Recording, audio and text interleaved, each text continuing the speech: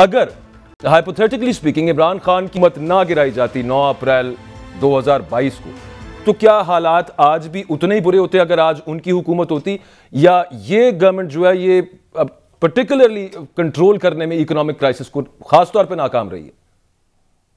دیکھیں اس وقت بھی اگرچہ کرنٹ اکاؤنٹ ڈیفیسٹ بڑھ رہا تھا، یعنی ابتدا میں اگر آپ دیکھیں 2018 میں جب یہ حکومت آئی تھی، پھر 2019 سے آہستہ آہستہ گریجولی ہم نے دیکھا کہ کرنٹ اکاؤنٹ ڈیفیسٹ بڑھ رہا تھا، جس کم ہوتا چلا گیا، اور کرنٹ اکاؤنٹ ڈیفیسٹ وہ بنیادی ریزن ہے جس کی وجہ سے ہماری کرنسی کی قیمت جو ہے وہ قدر جو ہے وہ مسلسل کم ہوتی چلی جاتی ہے۔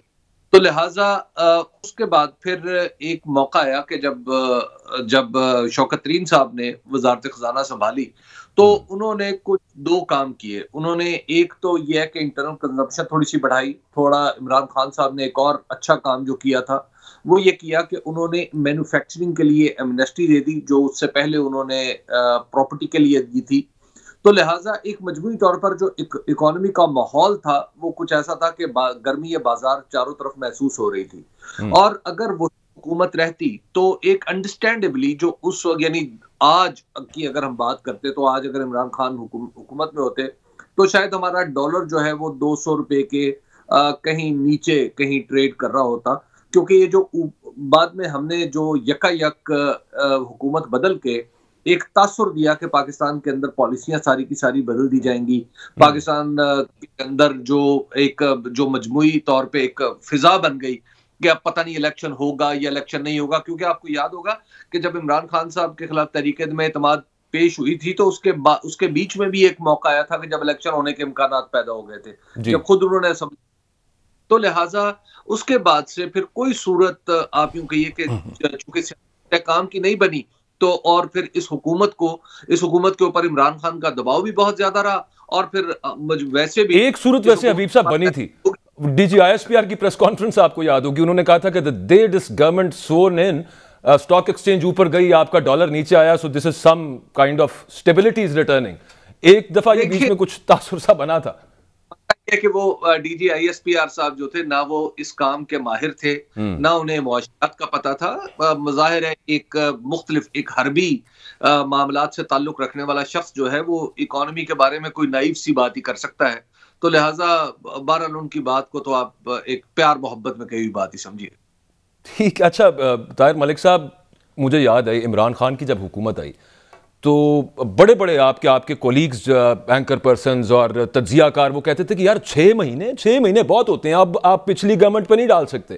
اس گورنمنٹ کو اب تقریباً 10 مہینے ہونے لگے ہیں، سٹارٹ ہو گیا 10واں مہینہ تقریباً، تو یہ ابھی تک پچھلی گورنمنٹ پہ ڈال رہے ہیں، اور اگلی کیمپین یہ ہے کہ وہ اس سے بھی 4 سال پیچھے چلے جائیں گے کہ اس دور میں ہماری کیا تھی پرفارمنس تھی، اور اس کا موازنہ کریں آپ عمران خان کے 4 سال۔ اکبر دیکھو، نہ تو حبیب کسی پارٹی کا نمائندہ، نہ میں کسی پارٹی کا نمائندہ، ہم جرنلسٹ لوگ ہیں، ہمیں جرنلزم کی بات کرنی چاہیے۔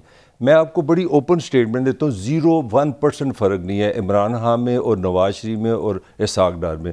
مجھے اسی طرح یاد ہے جس طرح ہمارے ساتھ حبیب بیٹھا ہے نا، شوکت ترین صاحب نے آپ کے میڈیا میں یہ فرمایا تھا کہ ہمارا معاہدہ ہو گیا ہے، ہر مہینے پیٹرول کی قیمت بڑھے گی اور یہ 240 تک جائے گا۔ یہ ہماری یادداشت رہی نا ہے، اور آپ کو یاد ہے جب خان صاحب کو یہ پتہ چل گیا کہ جناب وہ ان کو پہلے کسی نے خواب آ گئی تھی، بعد میں پتہ چلا امریکہ، تب ان کو پتہ چل گیا تھا وہ جا رہے ہیں، تو انہوں نے 150 روپے جب لیٹر کیا تھا نا، مجھے اچھی طرح یاد ہے 105 ارب روپے سبسڈی چلی گئی تھی، ٹھیک ہے۔ انہوں نے سبسڈی سے کہا کہ جی یہ تو بروندی سکھ بچھاؤ نا، تاکہ آگے اگر جو بھی اپنا جماعت آئے گی اس کو چترول ہوگا۔ نہیں، اس وقت بلاول بھٹو جو تھے نا وہ مہنگائی مکاؤ مارچ کر رہے تھے، اور پیٹرول کے اوپر ہی وہ کہہ رہے تھے کہ پیٹرول 7 روپے بڑھا دیا، اتنا بڑھ گیا۔ میں گل مکا لینا، میری بات سمپلی یہ ہے، میں کسی کو بڑا یا چھوٹا نہیں کہہ رہا، میں نے کہنا چاہ رہا ہوں یہ دونوں بہن بھائی ہیں، دونوں کی ایک ہی فلاسفی ہے۔ عمران خان 10 دفعہ کہہ چکا ہے کہ IMF مسئلے کا حل ہے، اور اسحاق ڈار نے 10 دفعہ کہا IMF مسئلے کا حل نہیں، الٹیمیٹلی وہی کر رہا ہے۔ میرا صرف ایک آرگومنٹ ہے، ان دونوں کے پاس کوئی پروگرام نہیں،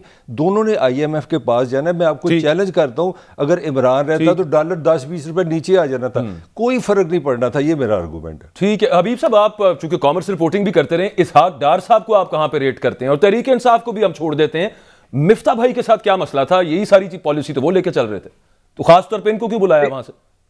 دیکھیے، اہم ترین مسئلہ یہ ہے کہ پاکستان کی اکانومی کے اندر سٹرکچرل پرابلم ہے۔ پاکستان میں मीटिंग है, पाकिस्तान का जो बिजनेस है, ज्यादातर बिजनेस वो ऐसा है कि अगर दुनिया में कहीं और हो तो इसको बिजनेस ही ना कहा जाए। ये बिल्कुल पाकिस्तान में आप यूं समझिए कि एक इलीट कैप्चर है जो मुकम्मल तौर पर पाकिस्तान के ऊपर हो चुका है। और मैं बरसबील तस्करा अर्ज कर दूं, अकबर, ये जब IMF आता है ना, बुनियादी तौर पर इसका मतलब ये होता है कि आपकी रियासती इलीट नाकाम हो चुकी है और ये रियासती इलीट को एक नया इंजेक्शन लगाने के लिए ताकत का IMF के पास जाया जाता है।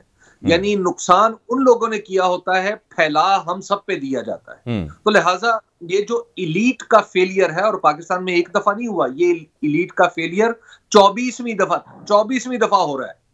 तो इलीट कैप्चर की जो हबीब साहब आप बात कर रहे हैं, आप भी गए होंगे आई एम श्योर, ये सरकारी रेस्ट हाउसेज हैं, बड़े बड़े मैसेज हैं, वहां पे आप किसी बड़े सरकारी अफसर के रेफरेंस से चले जाएं, 3-4 हज़ार रुपए में आपको कमरा मिल जाएगा जो गर्मियों के अंदर यख ठंडा, 24 घंटे एसी लगाएं आप। वो किस तरह से अफोर्ड हो रहा है? और यहाँ पे जो फ्री गाड़ियां, free petrol, free plot, free phone, free gas, free बिजली, ये अशराफिया हमारे यहाँ पे ये कर रही है। 250 खरब रुपए की सब्सिडी और मुराद इनको मिल रही है, और जो पैसे पूरे करने हैं वो 35 रुपए यहाँ पे बढ़ाए हैं, अगले 10-15 दिन में 10-15 दिन रुपए और बढ़ जाएंगे। हमारा है ना, ये मुल्क हमारा है। मैं इसकी एक आपको सादा सी मिसाल दे दूं कि मतलब एक शख्स है जो पाकिस्तान का बहुत बड़ा इंडस्ट्रियलिस्ट है, उसकी फर्ज कीजिए कि उसके असासे हैं 100 अरब रुपया और मेरे असासे हैं 100 रुपया। लेकिन दिलचस्प बात यह है कि IMF के नजदीक IMF ने जो कर्जा देना है वो बराबर तकसीम होगा। वो 100 अरब वाले पे भी उतनी ही जिम्मेदारी है जितनी जिम्मेदारी मेरे 100 रुपए वाले पे है। तो लिहाजा ये एक इलीट की नाकामी है जो हम भुगत रहे हैं। अच्छा, ये कभी सिर्फ एक चीज का जवाब दे दें, ये जिस इलीट की, जिस अशराफिया की हम बात कर रहे हैं, उसमें सिविल मिलिट्री ब्यूरोक्रेसी भी है, उसमें सियासतदान भी हैं, बड़े लैंड ओनर्स भी हैं, सारे जितने भी हैं अशराफिया के अंदर, बिजनेस टाइकून्स भी हैं। ये कभी ठीक होगा? ये जो स्ट्रक्चरल आपने कहा है कि ये यहाँ पे फ्लॉ है, एक नीयत तो किसी की नजर नहीं आती इसको ठीक करने की, ये जो अयाशियां चल रही हैं ये कैसे खत्म होंगी? जो इक़्तिदार से निकाला गया है उसकी रीजन क्या है और उनकी जगह पर आने वाले लोग हैं। जहां पर ये एक तरफ सियासी लड़ाई है, ताहिर मलिक साहब इस पर ज्यादा अच्छी तरह रोशनी डाल सकते हैं कि इसके अंदर हम एक तबकाती मामला भी देख रहे हैं। ये पाकिस्तान की सियासत की जदलियात हैं कि एक तरफ मुकम्मल तौर पर वो लोग हैं जो इलीट हैं, जिनकी दूसरी और तीसरी नस्ल इस वक्त पाकिस्तान की, और बाज की चौथी और पांचवी नस्ल जो है वो पाकिस्तानी सियासत और पाकिस्तानी इक़्तिदार के रिंग के अंदर ही है। हमेशा से वो उन लोगों को कोई ना कोई ऐसी चीज मिलती रही है, सरकार की तरफ से ऐसी रियायत मिलती रही है जिसकी बुनियाद पर उनकी दौलत और उनका इक़्तिदार तो बढ़ता चला जा रहा है। इमरान खान का प्रॉब्लम यह था कि इन्होंने चूंकि जरा क्रूड अंदाज में माफियाज कहना शुरू कर दिया था। इन्होंने कहा कि मैं माफियाज के खिलाफ मूव करूंगा, और उसके बाद क्या हुआ आप देख लीजिए कि शुगर मिल, अगरचे मैं जिस अंदाज से इन्होंने हाथ डाला था मैं उसके कुछ खिलाफ था और मैं अब भी उसको दुरुस्त नहीं समझता। शुगर मिल्स के ऊपर जिस तरह इन्होंने काम करना शुरू किया और फिर मैन्युफैक्चरिंग, छोटे मैन्युफैक्चरर्स को इन्होंने सब्सिडाइज करना शुरू किया। शहरों के बारे में कहना शुरू किया कि जनाब आप इनको वर्टिकल बढ़ा लें, हमने जरूरी सरकार के पैसे लगाने हैं कि बड़े बड़े सूरत में हम वहां तक नाली भी पहुंचाएं, पानी भी पहुंचाएं और बिजली भी पहुंचाएं। लिहाजा एक पूरे का पूरा एक समाज जो था उसमें कहीं ना कहीं एक तब्दीली का एलिमेंट नजर आ रहा था। जाहिर है जमहूरियत में ये एवोल्यूशन होता है और बड़ी बारीक बारीक चीजें इब्तदा में होती हैं। और उसके बाद क्या हुआ, उसके बाद वो सब लोग उन्हें आके क्या किया, आके उन्होंने मईशत ठीक नहीं की, आके उन्होंने कोई स्ट्रक्चरल रिफॉर्म नहीं की। अकबर साहब आके सबसे पहले क्या किया, नैब खत्म किया। उसके बाद क्या किया, अपने केसेस खत्म बिल्कुल किए। उसके बाद क्या किया, अपने लोग, एक बहुत बड़ी काबीना वजूद में आ गई। उसके बाद क्या किया, सारे के सारे सरकारी घर दरगे में आ गए।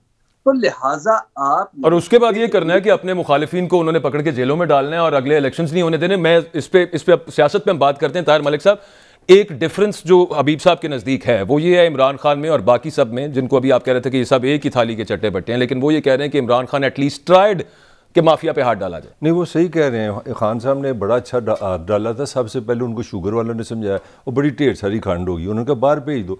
उन्होंने 3 बिलियन रुपीस बना लिए। बाद में पता चला चीनी ख़त्म हो गई है, तो जनाब मेरे पैसे से मेरी सब्सिडी देकर फिर चीनी बाहर से खरीदी गई। तो खान साहब का भी होमवर्क ऐसे ही है। सीधी सीधी एक बात है, सिंपल, जो मेरे जैसे काम सिटीज़न को समझ आई है। दुनिया में जब भी आप प्रेशर आता है, रियासत जिससे निज़ाम चलता है वो 12,000 रुपये चलती है। और सानू दसो 75 سال سے میرے دوالے ہوئے کہ عوام قربانی دے، عوام قربانی، کنی کو قربانی لینی چاہیے، پہلی گل۔ دوسری بات یہ ہے کہ اگر آپ نے پیٹرول مہنگا کیا، سارا مہنگا کیا، ان کا کوئی حق نہیں ہے۔ 2500 ارب آپ نے بتایا یہ امارات کا لیتے ہیں، یار 20% کٹ نہیں بنتا، 12,000 ارب روپے سے یہ ریاست چلتی ہے۔ اگر یہ 20% کٹ اپنے پہ لگائے، میرے پہ تو لگا دیا انہوں نے، 2,000 ارب، ایک سن لیں ذرا، 2,000 ارب وہاں سے آپ نکالیں، 2500 ارب وہاں سے نکالیں، یہ $2 بلین بنتا ہے۔ یقین کریں اکبر، آپ $1 بلین لینے کے لیے یہ ساری ضلالت کر رہے ہیں ہماری محفل۔ تو میں نے آپ کو کھڑے کھڑے یہاں پہ ایک عام آدمی، ایک اس بالکل سمپل، ملک صاحب یہ بتائیں نا کہ جو لوگ بڑے بزنسز والے، جن کے بزنسز کو سبسڈیز ملتی ہیں، جنہوں نے اپنے بزنسز کے ساتھ ساتھ یہ انڈیپینڈنٹ پاور پلانٹس لگائے ہوئے ہیں، اس کے لیے سبسڈائز فیول ان کو چاہیے، پھر وہ کیپیسٹی چارجز کی مد میں آپ سے لیتے ہیں۔ یہ صرف ایک سیکٹر کی میں نے نشاندہی کی ہے، وہ اگر حکومت میں ہوں گے تو وہ کیا کریں گے؟ وہ یہ کام کریں گے جو آپ کہہ رہے ہیں۔ پھر بات کرو نا جمہوریت پہ، بات کرو اس نظام پہ، پھر اسحاق ڈار ایشو تو نہ ہوا، پھر عمران خان ایشو تو نہ ہوا، افراد ایشو ہیں، تو یہ ہے۔